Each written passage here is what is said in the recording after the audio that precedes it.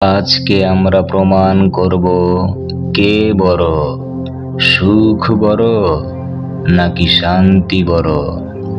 সুখ ও শান্তি কিন্তু কখনোই এক নয়।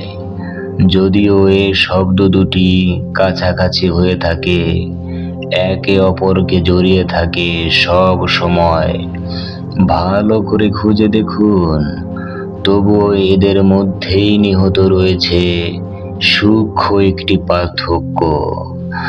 আমরা যদি একটু গভীরভাবে চিন্তা করে দেখি, তাহলেই বুঝতে পারবো সুখ আর শান্তির মধ্যে অনেক বড় পার্থক্য রয়েছে। সুখ একটি বাহ্যিক বিষয়, আবেগ সমষ্টি, যা দেখা যায় ও স্পর্শ করা যায়, যা পরিবর্তনশীল। শান্তি হলো অন্তর্নিহিত বিষয়, যা অনুভবনীয়, যা দেখা যায় না ও স্পর্শ করা যায় না, যা অপরিবর্তনশীল।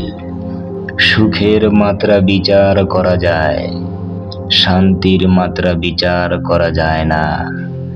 ইচ্ছে করলে সুখ ক্রয় করা সম্ভব, ইচ্ছে করলেই শান্তি ক্রয় করা সম্ভব না। সুখ শান্তির উপর নির্ভরশীল হয়, শান্তি কখনোই সুখের উপর নির্ভরশীল নয়। যেমন সুখ শুধুমাত্র ধন সম্পদ ও ভোগ বিলাসিতার মধ্যেই থাকে, আর শান্তি ধন সম্পদ ও ভোগ বিলাসিতায়ও থাকে, আবার দুবেলা দুমুঠো খাবার খাওয়ার ঘরেও থাকতে পারে। আমাদের সমাজে কিছু মানুষের দিকে লক্ষ্য করলেই দেখতে পাবো, এমন অনেক মানুষ রয়েছে যাদের অর্থ সম্পদ ভোগ বিলাসের কোনো অভাব নেই, শুধু অভাব রয়েছে একটু মাত্র শান্তির। শুধু একটু শান্তির জন্য তারা ভিতরে ভিতরে সব সময় ছটফট করে যাচ্ছে।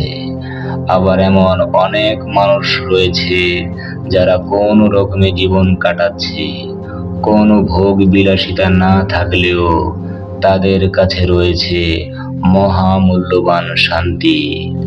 তাই সুখে থাকলেও শান্তিতে থাকতে পারবো কিনা তা অনিশ্চিত, আর শান্তিতে থাকতে পারলে হলফ করে বলা যায় সুখে থাকা নিশ্চিত। অতএব আমরা প্রমাণ পেলাম সুখের চেয়ে শান্তি বড়।